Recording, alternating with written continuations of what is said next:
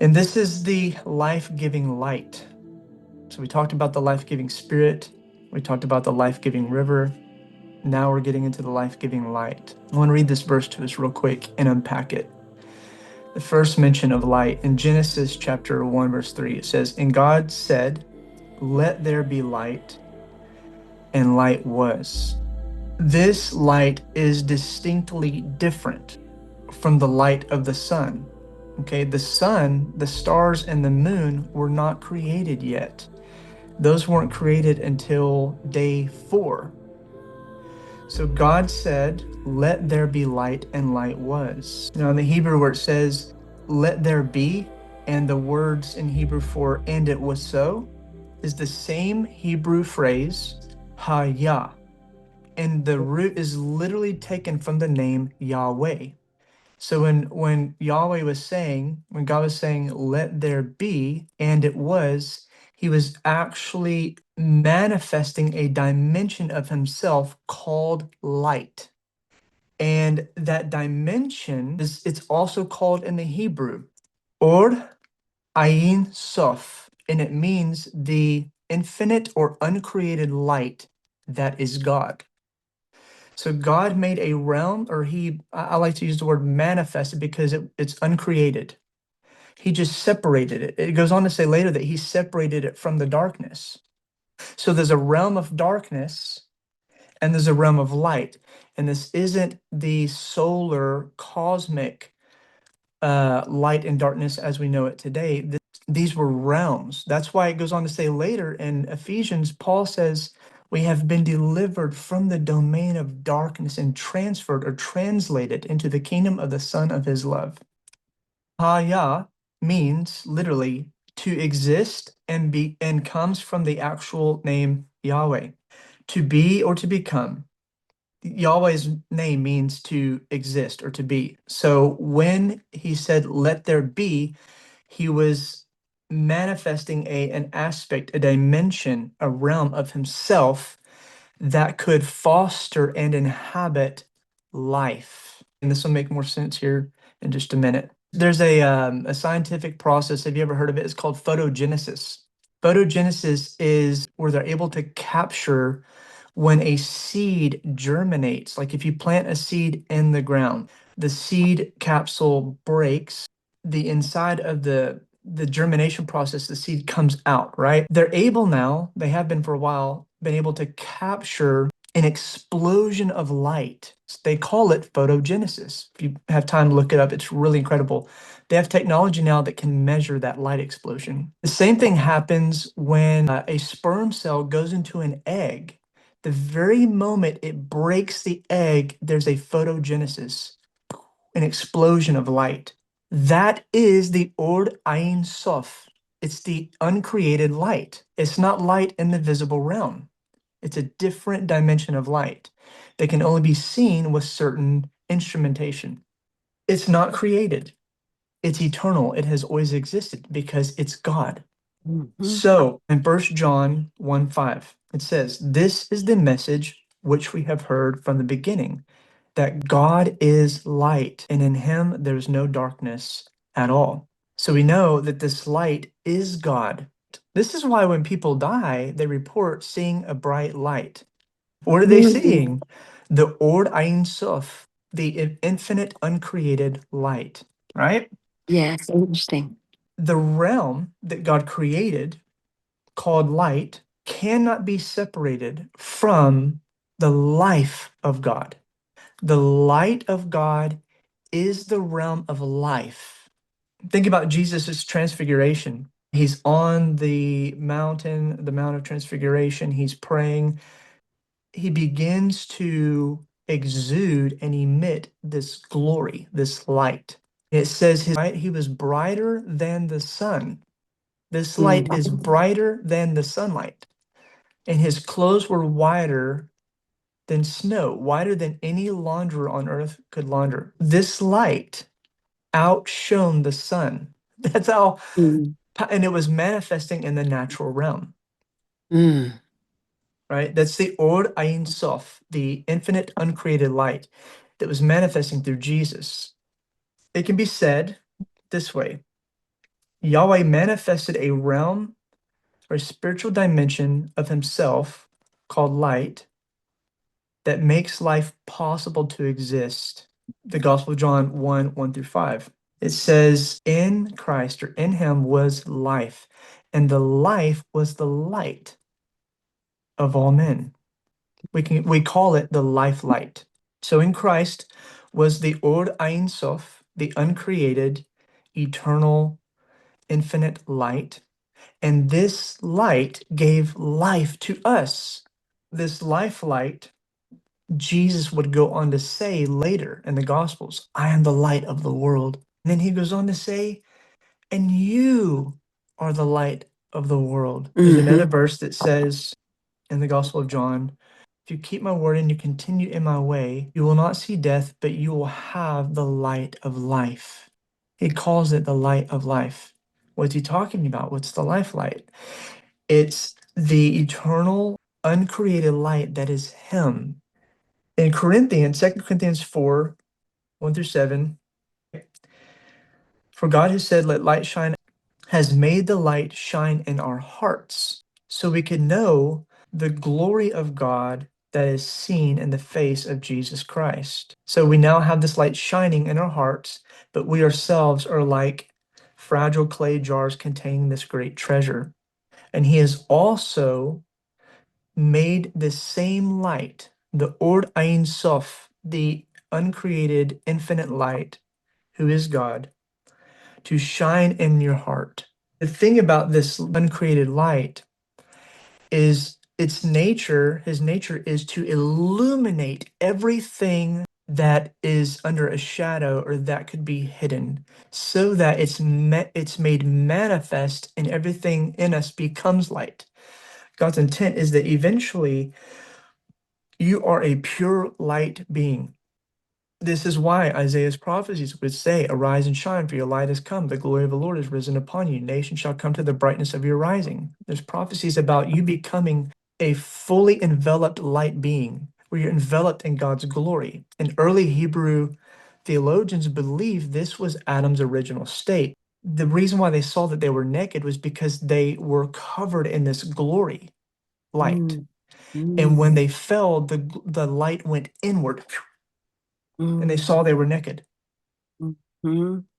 That's why God would say, where are you?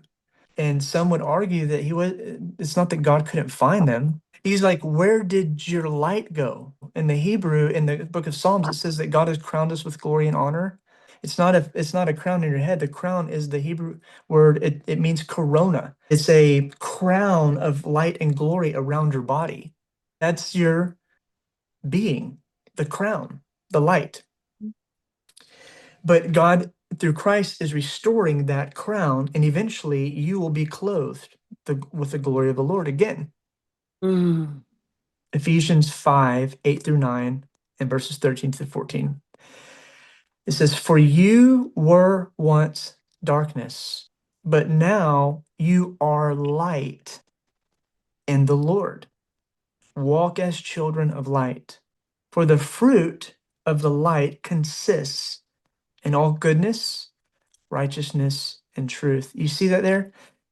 You were once darkness. You were shrouded in ignorance, but now you are light in the Lord.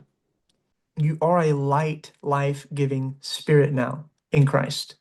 Everything exposed by the light becomes visible, for everything that is illuminated becomes a light itself. So it is said, wake up, O sleeper, rise up from the dead, and Christ will shine on you.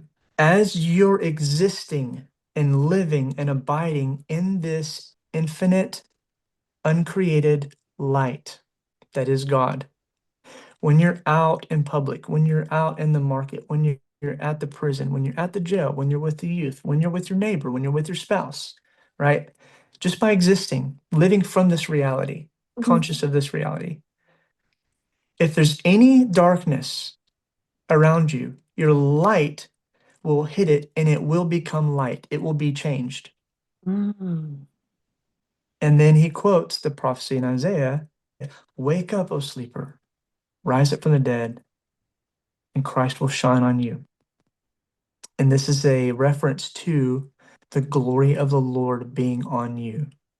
So, another aspect of this that I didn't mention earlier is the eternal light, the uncreated light, is also synonymous of the realm of glory. It's God's glory. Mm. It's God's glory. There's a Greek word for glory, it's doxa, D-O-X-A, and it means glory, honor, and reputation. When you're living in this light, you're living from the light of God. You're exuding the glory, the honor, and the reputation of God.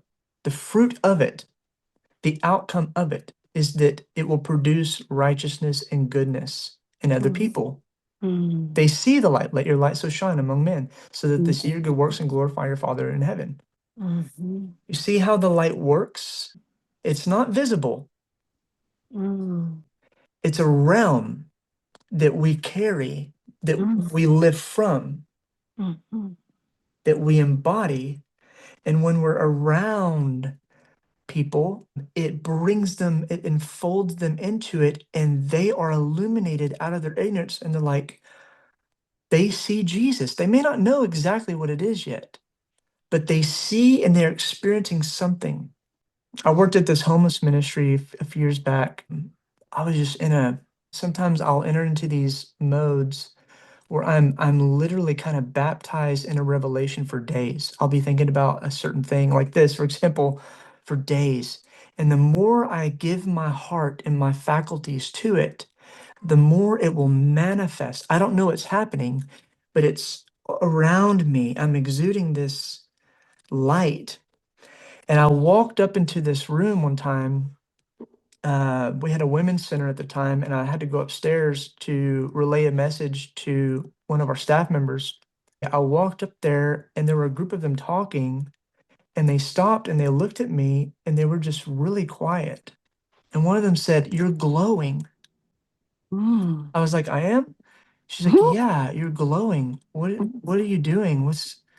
And I was like, "I don't know." And I kind of played it off, but when I left, I knew what it was. That I've been thinking about this reality of Jesus.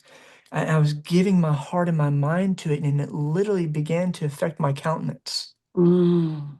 That's beautiful. And you're right. You see that as you're around people more and more, and they begin to grow in their faith. Exactly. Mm-hmm.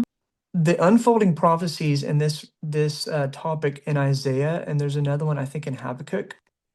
It talks about a time and a day when the knowledge of the glory of the Lord will be on you, and it will cover the earth as the waters cover the sea. The knowledge of the glory of the Lord.